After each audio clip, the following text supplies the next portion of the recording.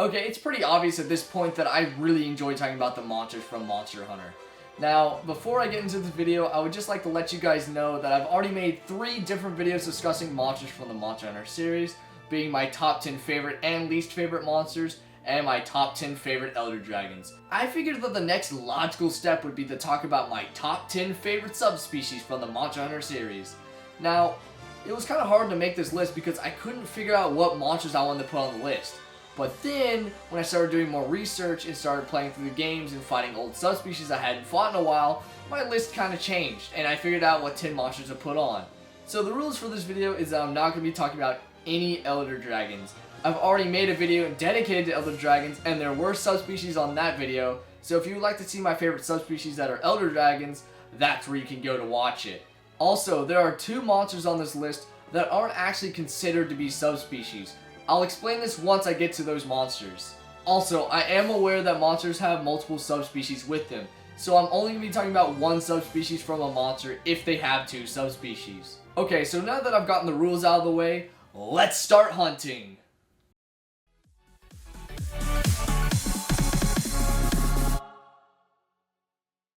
Okay, so this is a subspecies that I don't hear getting talked about that much, and I don't understand why. It's a really fun fight. It changes out the fight enough to be noticeable, and it looks a lot better than the original version. I really like the charm that the original monster brings, and the subspecies has that same charm. I feel like this monster should get more recognition because it's a lot better of a subspecies than a good amount of the clone subspecies. Red Kezu.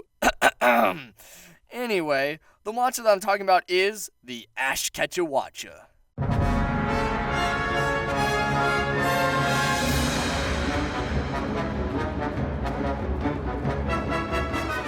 What makes the Wacha different from the Wacha is that it uses the fire element versus the water element. And instead of being yellow like the original, it has an ashy blue color. I already like the appearance of the original, but I think the blue fits its design a lot better than the yellow does. Giving the Wacha the fire element makes the fight a little more interesting because now you have to worry about not getting burned. I feel like the water blight is a little bit of a joke compared to the other blights in the game, so giving it fire makes the fight a little more threatening. It also has a completely different weakness to the normal Wacha, which is a good feature for a subspecies to have. The Wacha is weak to fire and thunder, while the Wacha is weak to water, ice, and thunder. And this subspecies is not a cliche gimmick, like the desert and Arctic theme, that a good amount of the subspecies do. However, I will admit that the Wacha is pretty much a clone fight of the original, but because of its appearance, element, and weakness changes, it is enough to stand out from the original fight. I mean, it's a lot better than a good amount of the clone species, the Red Kezu.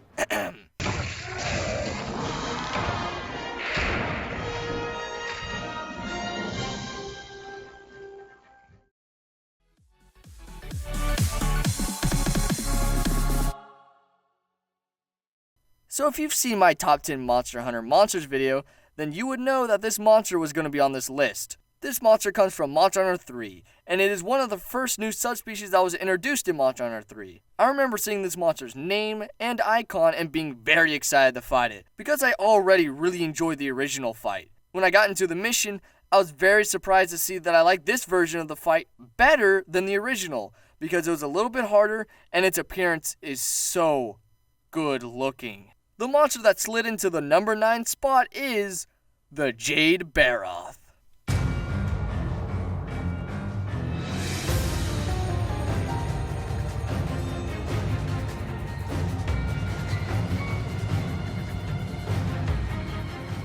The Jade Barroth is the Arctic version of the Barroth. It rolls in the snow instead of the mud, and it's a shiny blue color instead of a dull brown color. It also can hit you with snow and ice blight instead of mud and water blight. This makes the fight a lot more interesting because now you need to worry about ice blight.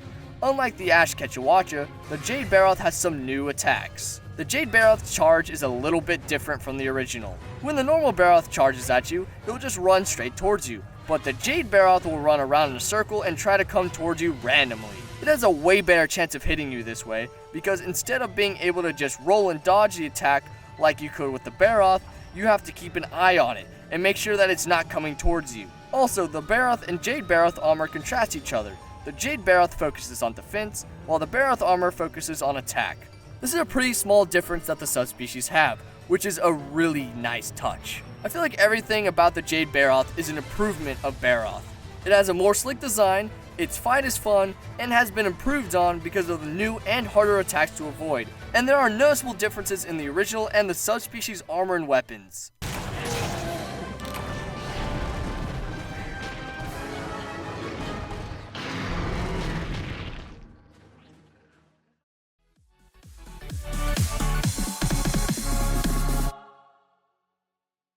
At first, I was going to put this monster on the list just because of its appearance and how its location has drastically changed from the original monster.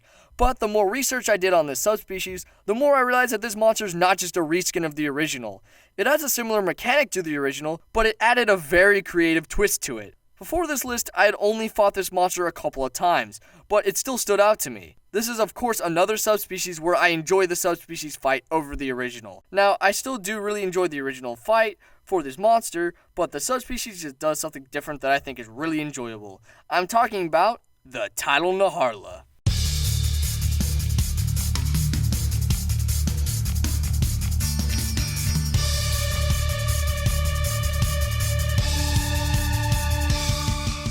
I was actually pretty surprised that the Tidal Naharla is this high on my list, but it actually is a pretty good subspecies. The Tidal Naharla is another Arctic subspecies. The regular Naharla is usually located in the primal forest, verdant hills, and the marshlands, and is a nice green and yellow color, while the Tidal Naharla is located in the frozen seaway and is a nice blue and purple color. I'm starting to see a pattern here. Most of these subspecies are blue so far. I swear, this is just a coincidence. Anyway, not only does the Tidal Naharla have a different element, being water, and is located in a very different environment than the original, but it also changed up its main mechanic in a very clever way. The regular Naharla will throw its tail spikes at the ground and then shake his tail and roar to make them explode. The Tidal Naharla still uses the tail spike, but instead of making them explode, it will shoot water at them and the water will bounce off of them. This is a way to change up a subspecies attack. Instead of adding to an attack like the Jade Barroth, the Tidal Naharla changed up its strategy, so you have to find a different way to fight it. This is another subspecies that I prefer over the original. The attacks are harder to dodge, and it looks a lot better than the original. Unlike the red Kezu,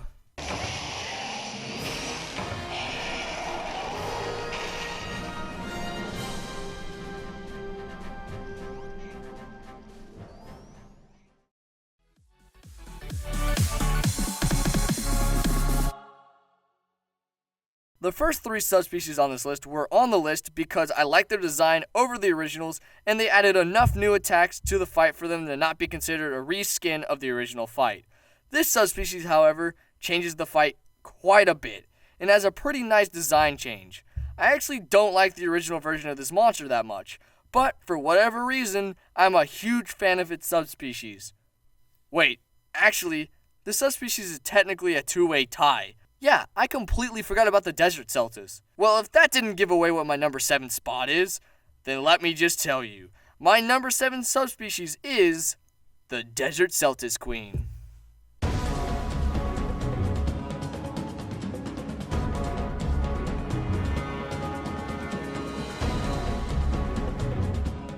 I find this fight to be a lot more interesting because the Desert Queen SELTAS focuses more on hard-hitting attacks and is less frantic than the regular one. Instead of running around with a SELTAS on her back, the Desert SELTAS Queen will use its tail to hit you while the Desert SELTAS is shooting its paralysis balls at you. Oh yeah, I almost forgot to mention that instead of the Desert SELTAS Queen and the Desert SELTAS using water, like the regular ones do, they use paralysis. So you have to be careful to not get comboed. You can get comboed very easily by getting hit with her tail and then getting hit with his paralysis balls. And one of the most savage moves that the Desert SELTAS Queen will use is that will throw a Desert SELTAS at you with so much force that it will kill the SELTAS. This attack is not just used to try to kill you, but it's also used so that she can eat the Desert SELTAS. The regular SELTAS Queen will also dig up, kill, and eat SELTASes, but the way that the Desert Queen SELTAS does it is savage as hell. This is just a bonus, but I really love the Desert SELTAS Queen's hammer. It is a really great weapon. That has nothing to do with the placement of this subspecies on this list. It's just something else that I really like about the Desert SELTAS Queen. It's very weird that I don't like the SELTAS Queen, but I love the Desert SELTAS Queen. I just feel like the regular one is way more annoying because of how much she likes to charge at you.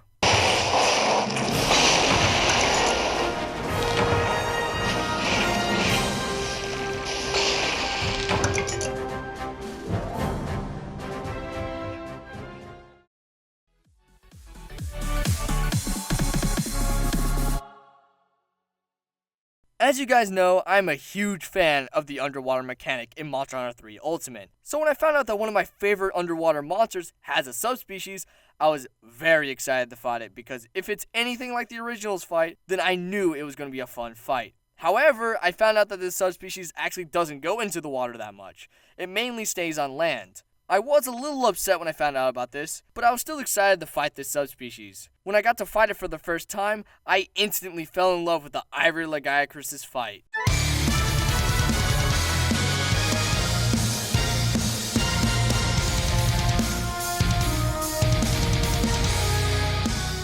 The regular LAGIACRUS is blue and focuses more on using its brute power to attack you, while the Ivory LAGIACRUS is a white color and mainly focuses on using its electricity attacks and using more strategy to attack you. If you thought that the LAGIACRUS' thunder attacks were scary, then you've seen nothing, because the Ivory LAGIACRUS' thunder attacks have some really strong power and long range. I love this fight because the changes that the Ivory LAGIACRUS has doesn't change on moving locations and changing elements. It focuses more on changing its fighting style. It feels like a different fight because you have to use a different method of attack to attack the Ivory LAGIACRUS because of its more powerful electricity and strategical attacks. Now, I bet a lot of you guys are wondering why I didn't put the Abyssal LAGIACRUS on this list. Well, I didn't add it to this list because I haven't gotten the chance to fight it yet. I've heard the Abyssal LAGIACRUS is a very hard and fun fight, and I really want to fight it, but that would require me to get past HR 7. I actually was HR 6 when I wrote this script, and I said I was HR 6 in the video, but when I live streamed recently, you guys helped me get to HR 7, so thank you for that. Also, the Ivory LAGIACRUS has some really good armor, and it looks really good too. I just think the Ivory LAGIACRUS' armor looks way better than the LAGIACRUS' armor.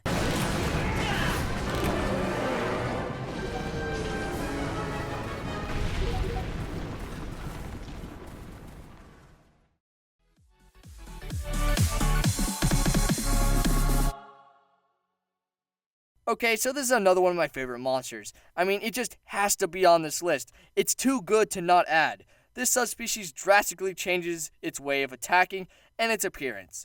The subspecies is the one and the only TIGERSTRIPE ZAMTRIOS.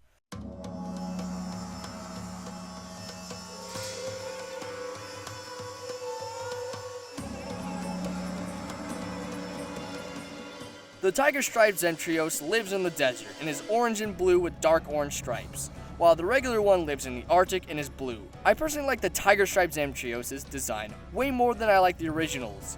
I mean, it's a shark that looks like a tiger. I don't think it gets any more badass. While its design might be badass, the way it attacks is a little bit odd. As you might or might not know, the ZAMTRIOS is usually covered in an ice armor, or in its regular form, and will sometimes blow it up into what I like to call its bubble form, while the TIGERSTRIPE ZAMTRIOS primarily stays in its bubble form and uses it more to its advantage. While the regular ZAMTRIOS will occasionally roll and jump in the bubble form, the TIGERSTRIPE ZAMTRIOS will do this a lot more.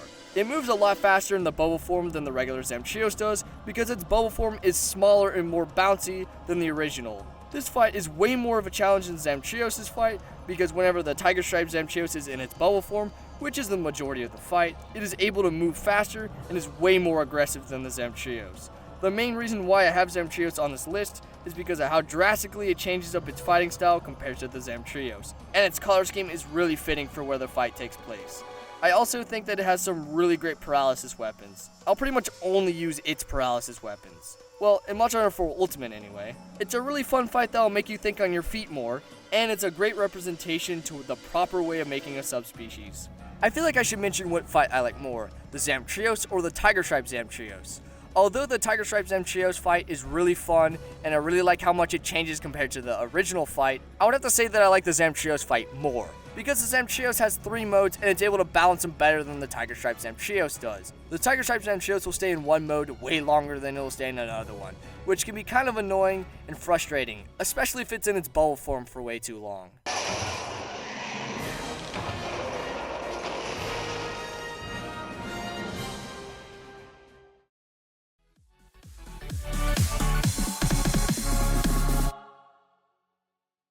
I have noticed that this subspecies appears in a lot of people's top 10 subspecies, and I understand why. This subspecies is one of the most interesting ones on this list, in my opinion. This subspecies does have a cliche theme with it, but it's its concept that really makes it stand out from other subspecies. Now, I know that the suspense to what this subspecies is killing you, so I'll end your suspense and tell you what it is. It is the Glacial Agnaktor.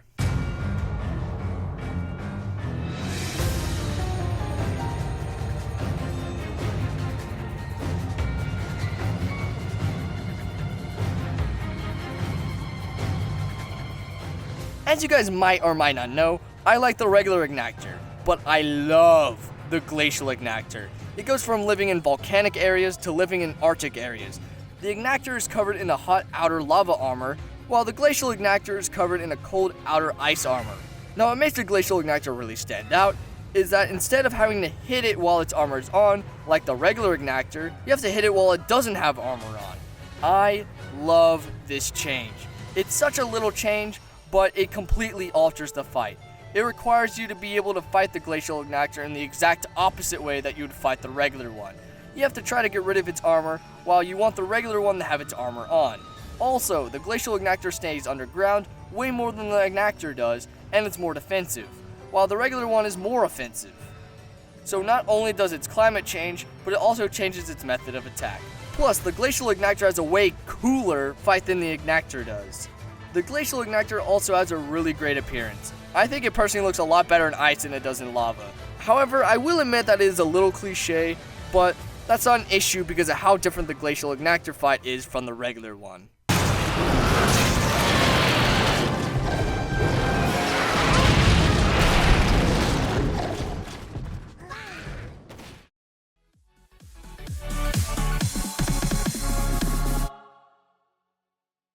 I know that this choice is going to confuse anyone who's watched any of my other videos, and don't worry, I will explain why I actually really enjoy this subspecies and hate the regular version of this monster. This subspecies comes from Monster Hunter 3 Ultimate, but I didn't really get to fight it until Monster Hunter 4 Ultimate. At first, when I heard about this subspecies, I thought I was going to hate it because I hate the regular version, but I was very surprised to see that not only did I like the monster, but I also consider it one of my favorite subspecies in Monster Hunter. Don't worry, the subspecies is not the red Kezu, because everyone knows the red Kezu sucks. It's actually the Stygian Zinogre.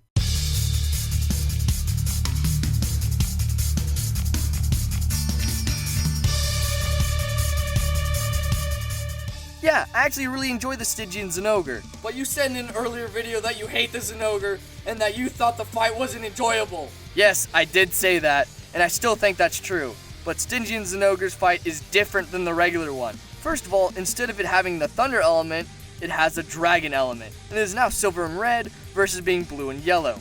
While Zinogre focuses more on directly attacking you, the Stygian focuses on using its dragon element on you and being a bad. I mean, just look at this attack. It walks around and makes it rain dragon element, all while ignoring you. And unlike Zinogre, the Stygian Zinogre is way more graceful with its attacks. It doesn't spam the attack where it slams its claws towards you like the regular one does. However, just because the Stygian Zinogre doesn't directly attack you as much as the Zinogre does, doesn't mean that it doesn't have some really hard-hitting direct attacks. I don't mind when the Stygian Zinogre uses its direct attacks on me, because it doesn't use them nearly as much as the Zinogre does. One thing I want to mention while talking about Zinogre is that I've been branching out and using more weapons. So I tried different weapons against it, and I still don't enjoy the fight. I really want to like this monster, but I can't. It's just not my cup of tea, I guess. The Stygian Zinogre, on the other hand, is a fight that I think is hard and fun. Also has really good weapons and armor, just saying.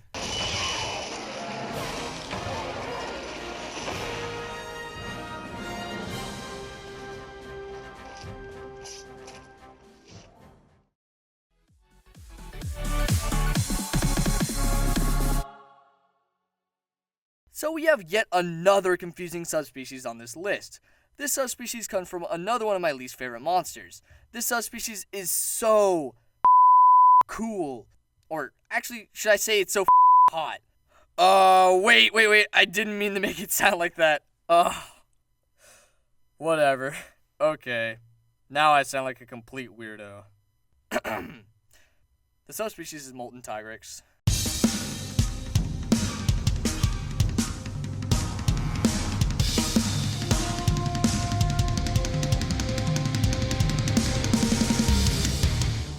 Why do I like the Molten Tigrex so much and hate the regular one?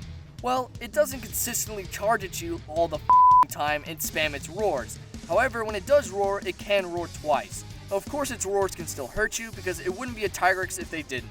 Anyway, the point is that Molten Tigrex doesn't charge you nearly as much as the Tigrex and Brute Tigrex do.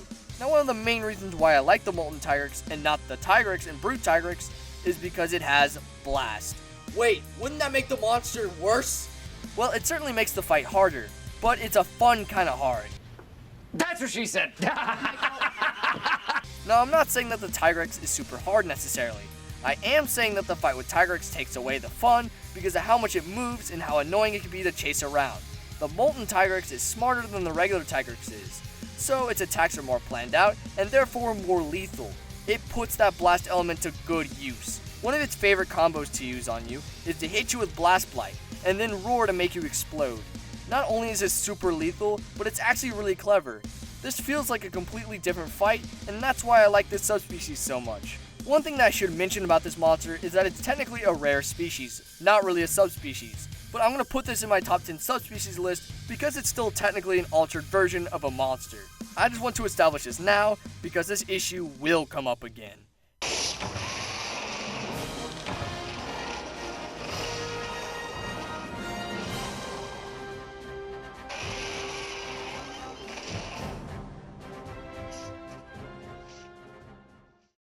There are a lot of subspecies that I haven't had the chance to fight yet, and I'm just going to quickly mention the subspecies that I really want to fight, but haven't had the chance to yet. The first subspecies is the Enraged Brachydios.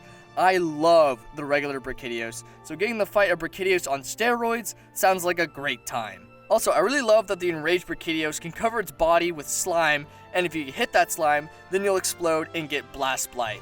That sounds like a lot of fun. Another subspecies that I would love to fight is the Lucid Nargacuga. This monster looks so badass, and I already really love to fight with Nargacuga. So a Nargacuga that can go invisible sounds like it would be really fun and challenging.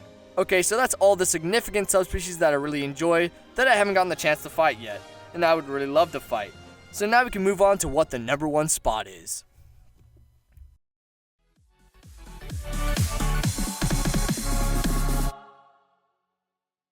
This monster is technically a variant, but I'm still going to add it to this list because it's a monster that I don't really hear people talk about that much, and I believe that it should be mentioned more. I feel like this monster has a very creative concept that a lot of subspecies don't have. Normally, subspecies will either be a fire and ice duo, or a desert and arctic duo, and etc. But this monster is a fusion. Well, technically it's a Gore Magala that failed to transfer into a Shagaru Magala. Yeah, I'm talking about the chaotic Gore Magala.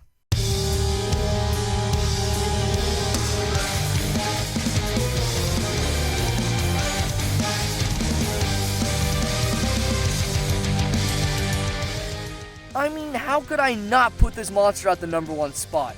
It's half Gore Magala and half Shagaru Magala, which are both two of my favorite monsters from the series. The chaotic Gore Magala has a mix of Gore Magala's attacks and a mix of Shagaru's attacks.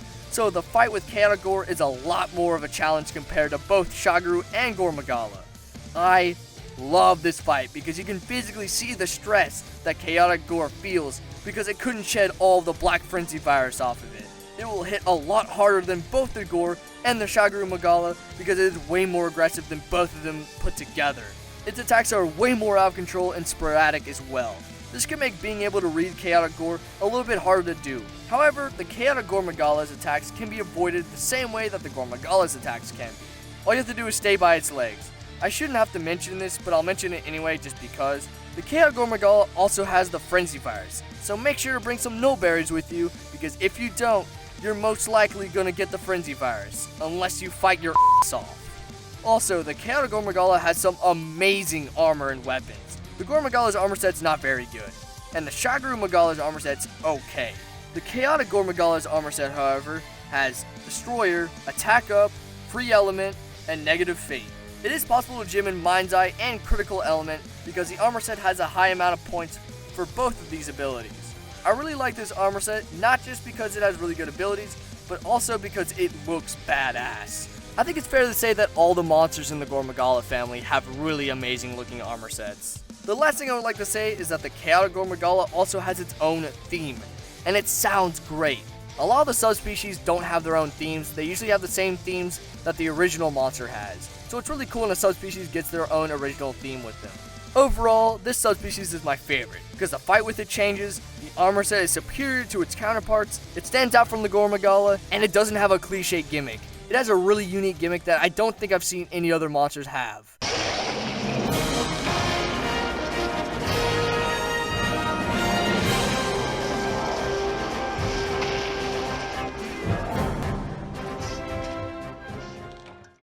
Well, I finished another Monster Hunter video.